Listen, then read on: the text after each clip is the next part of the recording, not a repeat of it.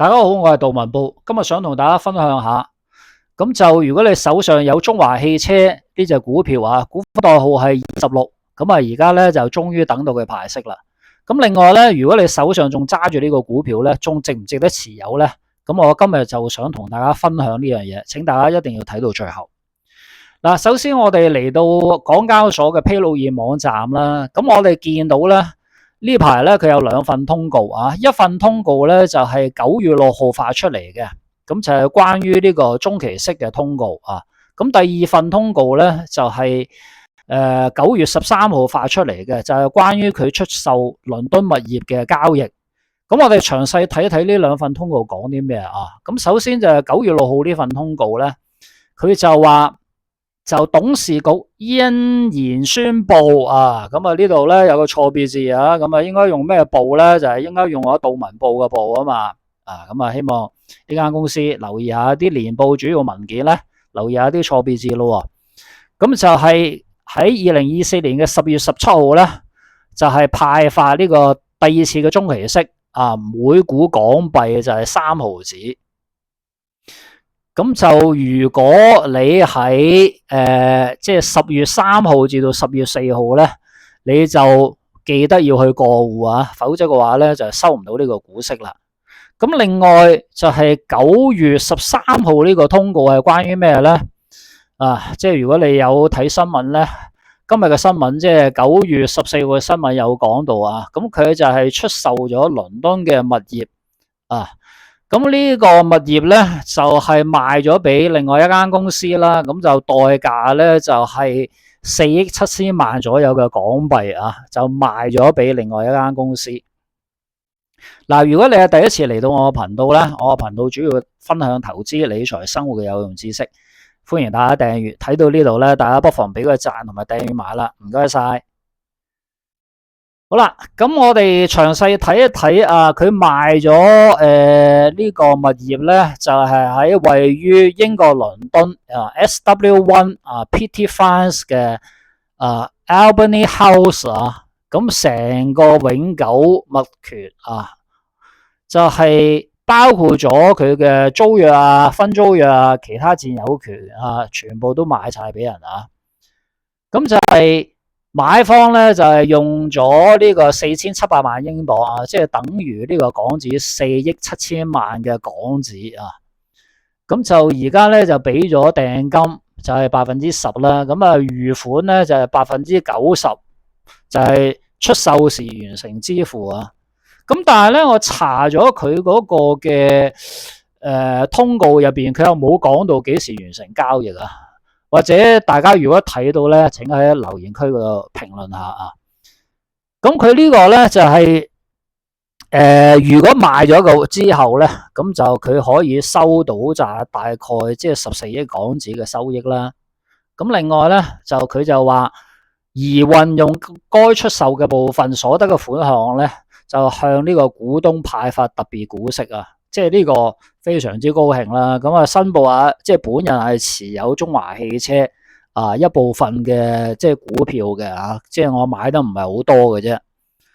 好啦，咁我哋睇翻嗰個歷史咧，就係中華汽車啊，佢曾經喺2016年嘅7月26號咧，曾經出售過呢個倫敦嘅物業啊，咁啊，但係當時我查翻個記錄咧，就係2016年嘅時候，去到年尾佢都冇派發到特別息啊，而係大概係19年同埋20年派發過，分別係18蚊同埋19蚊港紙嘅特別股息啊，咁但係上次佢出售倫敦物業就去到年底都冇派發到啊，咁啊如果有講錯咧，即係歡迎觀眾留言喺評論區留言啊。咁我哋睇翻佢最近嘅年報啦，咁就係今年2024年嘅2月發布嘅年報中期報告書啊，咁其實就等於23年嘅年報啊。咁我哋睇翻佢嘅年報咧，就係佢嘅營業額就佢主要咧有啲咩嘅資產喺手續入邊咧，就係主要係投資喺香港同埋倫敦嘅物業啊。咁包括咗商場、寫字樓同埋住宅嘅，咁另外咧，佢有一部分係資產管理嘅，就係包括咗投資一啲嘅證券啊、金融資產啊等等。咁大家見到佢咧，即係投資物業嗰個租金收入咧，就係如果你用千嘅單位啊，即係萬、十萬、百萬、千萬，即係佢嘅收益，投資物業嘅租金收入咧，就係過去2023年啊3400萬港紙嘅啫。好啦，跟住咧，我哋再睇一睇佢嗰個嘅資產負債表啦，佢就叫做綜合簡單資產報表啊。咁我哋睇翻咧，佢就係固定資產嗰度啊，即係嗰啲物業咧，就大概佔港紙就係26億嘅。咁另外咧就係其他投資啊，同埋非流動資產啊，即係個總數咧就係佔60億港紙左右。咁跟住佢流動資產咧就係佔大概15億啦。咁啊流動負債咧只係佔呢個嘅1280萬左右啊，即係好少嘅啫。佢負債好少啊，咁啊資產淨值咧總共就係73億左右啊。咁我可想而知咧，佢手上邊嘅資產其實好值錢啊。咁但係最衰咧就反映唔到喺個股價上邊啊。咁啊，大家見到咧，其實佢手中揸住嘅現金又好，或者固定資產又好啊，即係值70幾億，同埋冇咩負債啊。咁其實係一個良好嘅報表。咁跟住咧，我哋睇翻佢嘅現金流動報表啦。咁啊，大家見到咧，就係截至到舊年年底啊，2023年嘅12月嘅31號咧，咁佢手中嘅現金同埋現金等價物咧，即係大概有12億1300萬港紙啊，其實都好多啊。好啦，跟住咧，我哋睇一睇佢本身香港有啲咩資產啦。大家見到咧，佢主要就係之前佢喺柴灣嗰個中華汽車廠嘅總部啊嘛。咁佢之前咧同呢個太古啊，就係一齊發展啊。咁佢仲有20%嘅股權。咁啊，其他嘅80%咧就係俾太古持有嘅。咁而家咧佢就開始即係發展啦，咁就係將來會興建2座嘅住宅大樓啊。咁啊，包括咗嗰啲停車位。咁變咗咧，如果佢成個物業發展好之後咧，佢又有好多嘅資金收入啊，即係有不斷嘅現金流收入。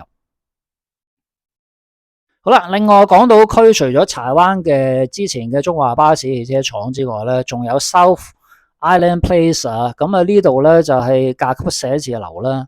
咁雖然而家香港嗰個市道唔係幾好啊，咁但係其實嗰個甲級寫字樓，如果你嘅位置好嘅話咧，佢呢度都有講到啦，88% 嘅樓面咧，即係租俾高質素嘅租戶啊嘛，咁即係佢一路都有現金流收入。咁至於倫敦嘅物業咧，佢之前就係呢間Albany House 啊嘛，同埋 Scorpio House。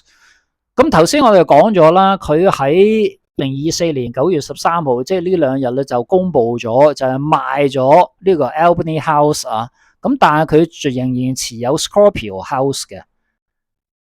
咁呢度咧就係佢即係點樣發展咧？咁我哋可以睇翻佢嗰個展望啊。